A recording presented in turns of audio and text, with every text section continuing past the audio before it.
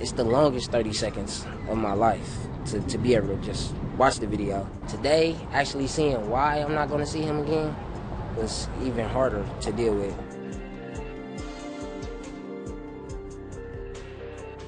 Something dramatic happened here that caused the jury to be removed from the courtroom and stopped the evidence from being presented. And so at this time, I'm going to make a record asking for a mistrial.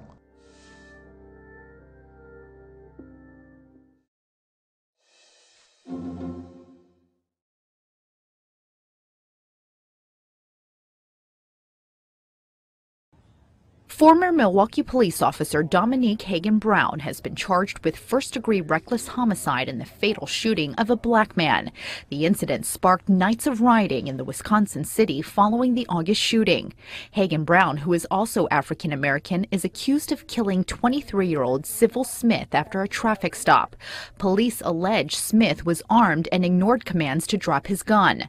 The 24-year-old ex-cop was fired from the police department back in October in an unrelated case over sexual assault charges. He's scheduled to appear in court on Friday.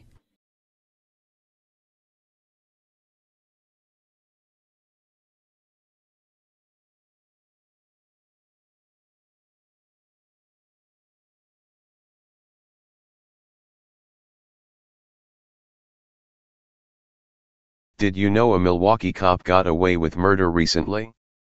We all were made aware of the Philando Castile murder out of Minnesota about 2 weeks ago, but did you know that a Milwaukee cop also got away with murder recently? According to the Huffington Post, Dominique Heaggan-Brown, the former Milwaukee police officer who shot and killed 23-year-old Sylville Smith last August during a foot chase, was found not guilty of first-degree reckless homicide on Wednesday. Heaggan-Brown and his former partner, Andiva Malefa, pulled Smith and another man over on August 13 at approximately 3:30 p.m.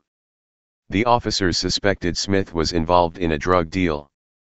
Smith, who was armed, fled within seconds of the officers getting out of their squad car. He ran into a yard with a chain-link fence and threw his gun over it as Heaggan-Brown fired. Heaggan-Brown's first shot hit Smith in his arm. He then fired again into Smith's chest, hitting his lung and heart. In his initial statement last year, Milwaukee Police Chief Edward Flynn said Smith pointed a gun at the officers. A prosecutor argued during the trial that Heaggan-Brown shot Smith as he was attempting to surrender and that the second shot was unreasonable. Mr. Heaggan-Brown knew at the time he fired that second shot that Sylville Smith had already disarmed himself, Milwaukee County District Attorney John Chisholm told the jury. He knew that Sylville Smith was attempting to surrender. Heaggan-Brown's attorney, Jonathan Smith, countered that his client was simply protecting his life and the life of his fellow officer. And there it is, the textbook line of, "I feared for my life." The only line a cop must whisper to get out of wrongdoings. I'm surprised this even went as far as it did, since the victim actually did have a gun and committed a crime of violence. Yet, that wasn't the case for Castile or Dubose, whose killed Ray Tensing was unable to be convicted at his trial this past week, but it still seems Smith was ready to face a courtroom and instead got bullets from Heaggan-Brown. Hey Charlotte County, this is Charlotte County Cop Watch, and I wanted to explain what fair use is. You can use pieces of news articles if you're doing it for news reporting, you have commentary, and you're doing it for education purposes. So that's what fair use is, as you can see right here. Another reason why I wanted to make this video is to let you know I have just joined with Patreon. A nice thing with Patreon, I make no money on YouTube. They took the money away years ago, and so this is another way to give, and it's a nice thing too, because you can give monthly. You can give $1, $5, $10, whatever. I do 4 to 5 hours a day on trying to wake the sheeple up on how corrupt it is and different ways that you can fight the corruption. So Patreon is a way that you can do it, and then of course the old way is still there. Donate to Charlotte County Cop Watch with PayPal or credit card. So keep that in mind. 4 to 5 hours a day. I make no money, but the corruption happened to me and I'm sick of it, so I'm trying to wake people up. but my wife would love it if some, you know, if we could get some help out there. There's 47,000 subscribers.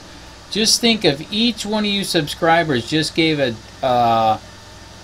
let's say, actually, yes, $1 a month. 47,000 subscribers gave $1 a month. That would be awesome. That's not going to happen. But anyways, that would be great if it did happen. But, you know, do the math in your head. Just think about it. Like I said, 4 to 5 hours a day. I get no money from YouTube. YouTube has gone nuts. You can't do anything anymore. They're taking the money away everywhere. So these are a couple different ways that you can still help out with all this time that I put in. And as you know, I'm in a special situation where, you know, at least I can do it. You know, 4 to 5 hours a day. We have a cleaning company during the day. That's what allows me to do this, and we're debt free. So this is my hobby.